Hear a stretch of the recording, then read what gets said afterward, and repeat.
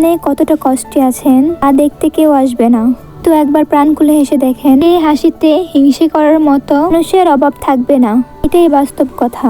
এই পৃথিবীতে কাউকে কখনো অবহেলার চোখে দেখতে নেই, কারণ কখন কাকে প্রয়োজন পড়বে এটা কেউ বলতে পারে না। হয়তো আপনি যাকে ছোট করে দেখছেন তাকে একটা দরকারি কাজে আপনার প্রয়োজন। প্রতিটা মানুষই সফলতা অর্জন করতে চায়, তাদের সকল স্বপ্ন পূরণ করতে চায় আর চেষ্টাও করে, কিন্তু আদৌ কি তা সম্ভব হয়? তার ভাগ্যে যেটা আছে সেটাই হবে, আর কার ভাগ্য কখন পরিবর্তন হবে এটা কেউ বলতে পারবে না। আজকে আপনি যেটুকু নিয়ে অহংকার করছেন, কি আপনি অনেক বেশি অবহেলা করেছিলেন, এক সময় দেখবেন সে আপনার চেয়ে বেশি সফলতা অর্জন করেছে।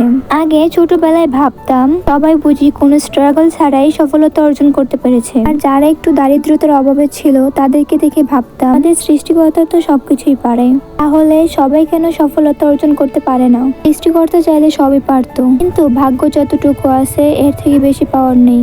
এই জন্যই সবাই সফলতা অর্জন করতে পারে না। এই জন্য এখন বড় হয়ে বুঝতেছি সবাইকে কেন আর্থিক অবস্থা ভালো দেয়নি। তাহলে আমাদের দেশে কোনো দারিদ্রতা থাকতো না, কৃষক থাকতো না, কোনো শেফ থাকতো না, ঘুরতে যাওয়ার জন্য রিক্সাওয়ালা মামা থাকতো না। যদি সবার টাকা থাকতো তাহলে আমরা কখনো টাকার মূল্য বুঝতাম না, আর কেউ কারো প্রয়োজনও পূরণ করতাম না। তাই হোক, সৃষ্টিকর্তা যেটা করে সবার ভালোর জন্যই করে। কথায় সৃষ্টিকর্তার পরিকল্পনা সবসময় শ্রেষ্ঠ। অনেক জ্ঞানমূলক কথা বলে ফেললাম, তাই না? কিছু মনে করবেন না কিন্তু। আমরা কিন্তু অনেক বেশি ঘুরতে পছন্দ করি। যারা আমার ভিডিওগুলো রেগুলার দেখেন তারা অবশ্যই বলতে পারবেন আপনারাও মাঝে মাঝে একটু ঘুরতে যাবেন, পরিবারকে সময় দিবেন, নিজে ভালো থাকবেন এবং অপরকে ভালো রাখবেন।